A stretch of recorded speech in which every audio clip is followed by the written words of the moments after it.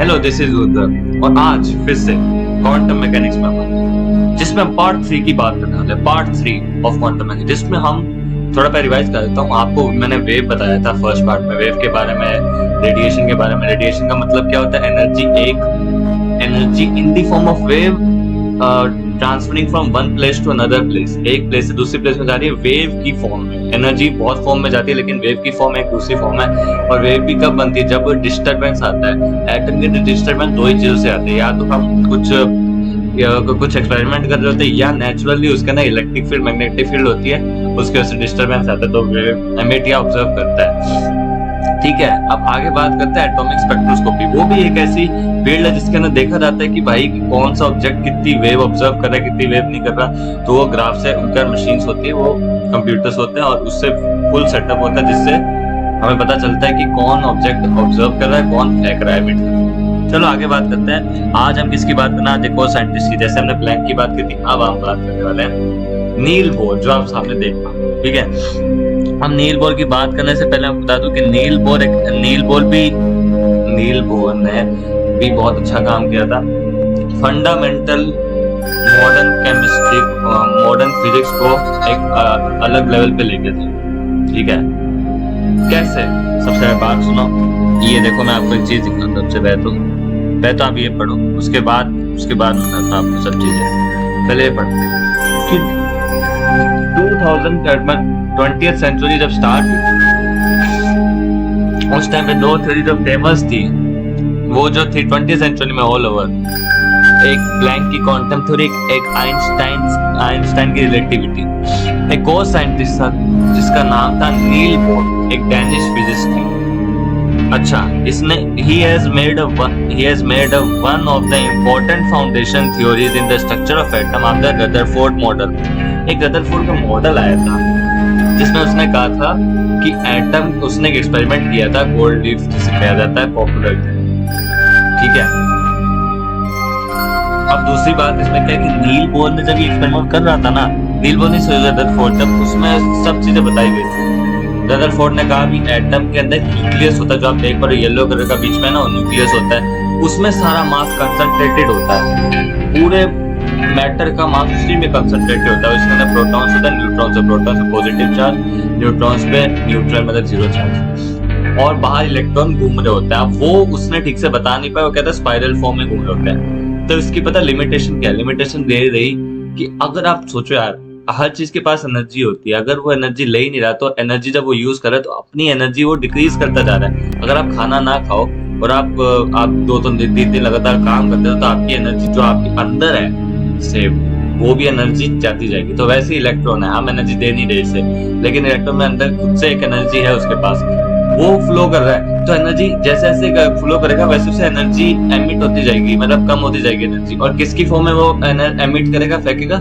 Wave की form में। और जैसे जैसे घूमते घूमते न्यूक्लियस के पास आ जाएगा, और न्यूक्लियस के अंदर कोलैप्स कर जाएगा। ये लिमिटेशन। तो नील बोर ने क्या किया, उसने कहा इलेक्ट्रॉन सर्कुलर मोशन तो करता है, आपने सही बात की, लेकिन स्पेसिफिक एनर्जी लेवल्स होते हैं, जिसे हम ऑर्बिट्स कहते हैं। जैसे सोलर सिस्टम में होता है ना एक एनर्जी, वो ग्रेविटेशनल वैसे फील्ड होती है, वो अलग बात है, बट उससे कंपैरिजन आप कर सकते हो।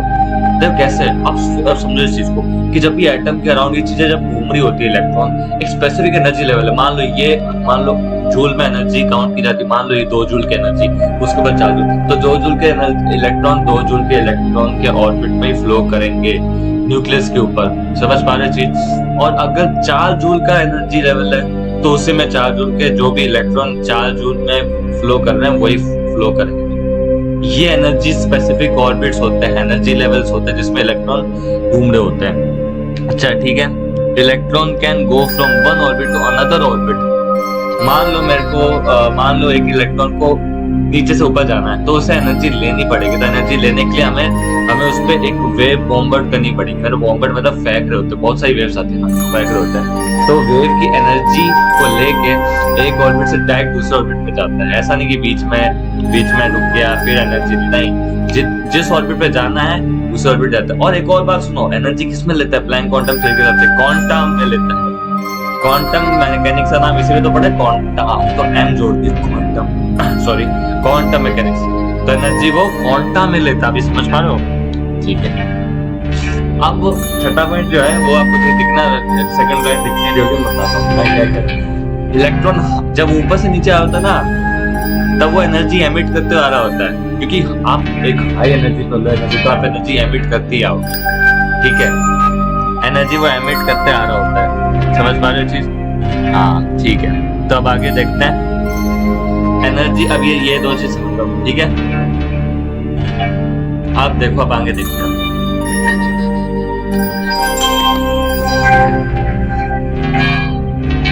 तो हर मटेरियल की दो टाइप की प्रॉपर्टीज होती है, एक वेव होती है और एक पार्टिकुलर प्रॉपर्टीज और एक वेव प्रॉपर्टीज। बट हम बड़े ऑब्जेक्ट्स में ये प्रॉपर्टीज देख नहीं पाते। जैसे आपके सामने कोई ऑब्जेक्ट पड़ा है, मान लो पेन है, मोबाइल है, आप उसमें क्या ये देख पा रहे हो कि वो वेव की फॉर्म में फ्लो कर रहा है? नहीं, आप बिल्कुल नहीं देख पा रहे कि भाई वो किस फॉर्म में फ्लो कर रहा है। तो ये बात आप समझ पा रहे हो? बिल्कुल। चलो अच्छा, अब आगे देखो, बात सुनो। अब इधर होता पता है क्या है, जब भी किसी मटेरियल में अब जो छोटे पार्टिकल्स होते हैं उसमें वेव की प्रॉपर्टी देख रहे हो। जैसे जैसे अब ये एक मिस्ट्री है कि जैसे जैसे वो ऊपर आता जा रहा है, तो ये हो क्या रहा है कि भाई वेव की प्रॉपर्टी कम होती जा रही है और पार्टिकल की प्रॉपर्टी बढ़ती जा रही है। आपके सामने कोई बुक होगी, आप देखोगे भाई वो वेव की तरफ फ्लो नहीं कर रहा, वो एक मटेरियल की तरह है, मतलब है एक पार्टिकल की तरह, पार्टिकल्स है। तो ये जो चेंज आता है वेव से पार्टिकल, ये भी मैं आपको आगे बताऊंगा। तो बोर ने एक इंस्टीट्यूशन फाइंड की थी जिसका नाम था, वैसे बोर के साथ और भी साइंटिस्ट है, विसा अकेले नहीं की थी, सब मिला के की थी, institution of Copenhagen, which was named Niels Bohr Institute in 1920। 1920 में इसका नाम रख दिया था नील्स बोर इंस्टीट्यूट। और जो नील्स बोर ने काम किया था ना अपने एटॉमिक थ्योरी का, बोर ने नोबेल प्राइज जीता था 1922 में। क्यों? क्योंकि 1913 में बोर ने पब्लिश किया था 3 पेपर्स, 1913 में पब्लिश किया था, और 1922 में उसके लिए इसको अवार्ड दिया गया, नोबेल प्राइज दिया गया।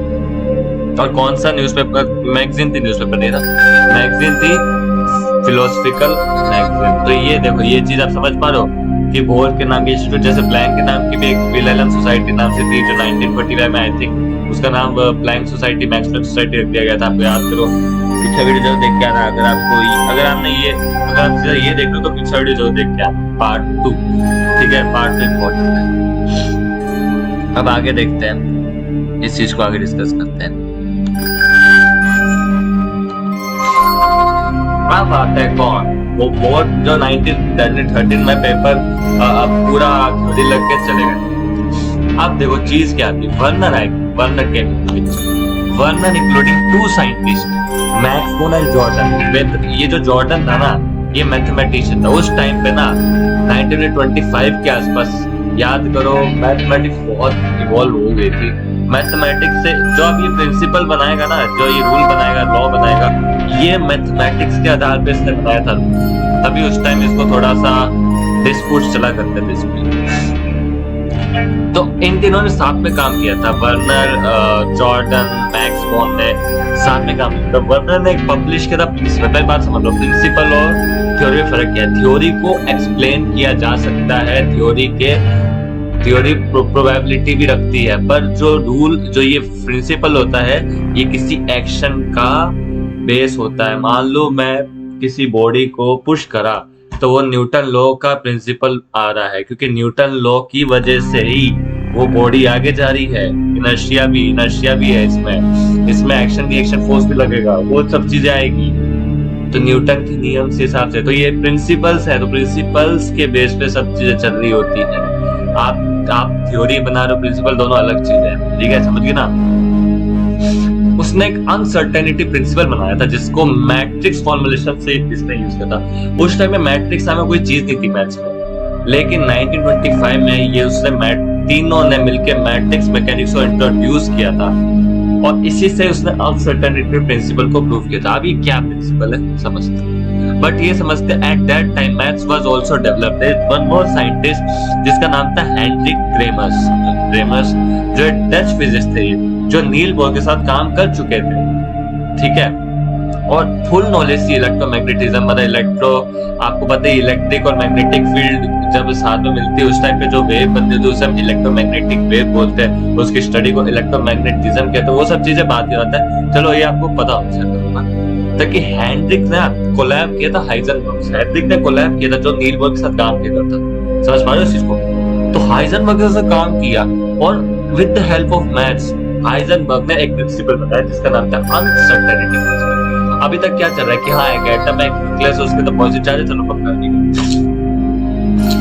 और इलेक्ट्रॉन्स स्पेसिफिक एनर्जी लेवल्स पे फ्लो कर रहे हैं, ये भी बात चलो ठीक है, सब चीज समझ में आती है,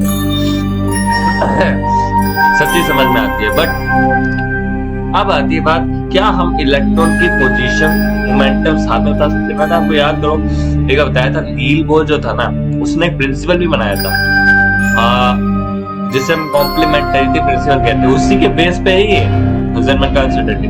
बट उस टाइम मैथ्स नहीं थी ना तो उसने प्रूव नहीं कर पाया, लेकिन इसने मैथमेटिकली इस चीज को प्रूव किया कि हम दो चीजें एक साथ ऑब्जर्व कर ही नहीं सकते, इलेक्ट्रॉन पोजीशन मोमेंटम। हम पोजीशन करने जाएंगे तो मोमेंटम ऑब्जर्व ही नहीं होगा, हमें मतलब कैलकुलेट नहीं कर पाएंगे, हम सिर्फ एक चीज को एक बार में एक चीज को कैलकुलेट कर सकते हैं। और यही इसने अपने इसमें बताया।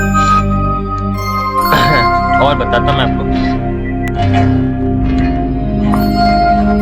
एक प्रिंसिपल में उसने बताया the most certain measurement of one variable, the less certain measurement of other variable, like जितना सर्टेन मतलब जितनी ज्यादा अच्छी मेजरमेंट हम एक वेरिएबल की कर पा रहे हैं उतना कम दूसरे वेरिएबल के मेजरमेंट कर पाएंगे। इसका मैं समझ गया ना?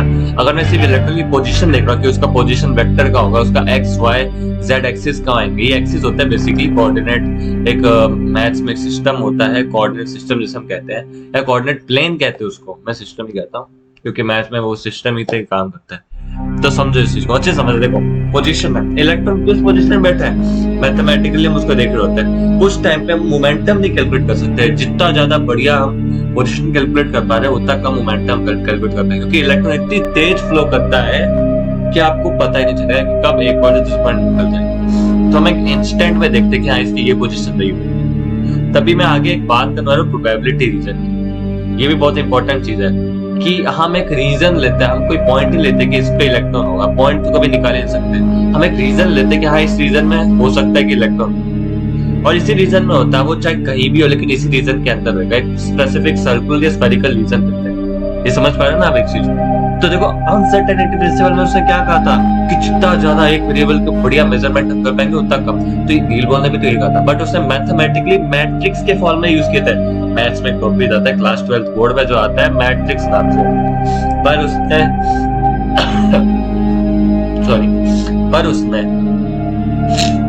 उसने मैट्रिक्स के वो जो 12th है फॉर्म करने की बिल्कुल हाई लेवल की इंटीग्रेशन भी था, कॉम्प्लेक्स भी था, मैट्रिक्स थी, तीन ये कॉन्सेप्ट मैथ्स के यूज कर रहे थे जिससे उसने ये चीज प्रूव की थी। उस टाइम में उसने जब इसने डाला था तो उस टाइम पे लोगों ने सोचा मैट्रिक्स क्या है, क्या हम इसके बेस पे भी थ्योरीज प्रूव कर सकते हैं, प्रिंसिपल प्रूव कर सकते हैं? तो उस टाइम में डिस्प्यूट चला था, बहुत चला था।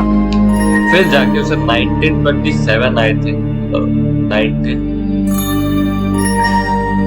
मैं भी इसे देखो 1925 में तो उसे मैट्रिक्स की मैकेनिक्स इंट्रोड्यूस की थी with the publication of uncertainty principle. इसे अवार्ड मिला था 1927, मैं इसको आप वेरीफाई करा दूंगा, 1927 में साइन मिला था इसको इस चीज के लिए। अब एक बात आती है, एक सवाल आता है, वैसे ये पॉलिटिक्स का सवाल है कि मैक्स बोर्न को उस टाइम में क्यों नहीं अवार्ड दिया गया 1927? क्यों नहीं दिया गया जब उसने भी काम किया था, जब जॉर्डन ने भी काम किया था? चल जॉर्डन ने मैथमेटिक्स की हेल्प ली थी और उस टाइम में हेनरिक ने भी काम किया था, इन चार ने मिलकर काम किया था, और लेकिन तीन ने साइंटिस्ट मैट्रिक्स में नहीं लाया था। वो सवाल चलो अलग ही हो गया, कभी बताऊंगा उस कहानी में आपको, शॉर्ट में बताऊंगा जब शॉर्ट्स आते हैं, स्टार्टिंग करूंगा शॉर्ट्स की टेंशन। तो अगर आप ये चीज समझ पा रहे हो ना कि मैं अब तक क्या चल रहा है कि भाई हम इलेक्ट्रॉन फ्लो कर रहा है, अभी मैं पता नहीं इलेक्ट्रॉन कैसे फ्लो कर रहा है, बट एक बात सर्कुलर मोशन फ्लो कर रहा है। अभी तो हम इधर तक चल रहे हैं, नील बोर की थ्योरी तक पहुंचे, और हाइजेनबर्ग क्या बताता है कि हाइजेनबर्ग ये बताता है कि भाई कि इलेक्ट्रॉन की दो वेरिएबल एक साथ निकालना, वेरिएबल जो हमें नहीं पता हम निकाल रहे होते वेरिएबल, उसको कहते हैं मैच। तो इलेक्ट्रॉन की दो चीजें एक साथ निकालना बहुत मुश्किल है, इम्पॉसिबल सा ही टास्क होता है। लाइक पोजीशन मोमेंटम की बात करूं तो वैसा होता है। तो हाइजेनबर्ग ने ये चीज निकाली। तो एटम की दुनिया भी बहुत अभी आगे आएगा। मैक्स बोर्न को मैं नेक्स्ट वीडियो में कवर करूंगा। लेकिन अगर अगर अभी तक आप सारा रिवाइज कर लो, फिर हम धीरे धीरे हाई लेवल तक जाने वाले हैं, जिसमें प्रोबेबिलिटी रीजन बहुत चीज की बात करने वाले हैं। So thank you for watching this video. Thanks.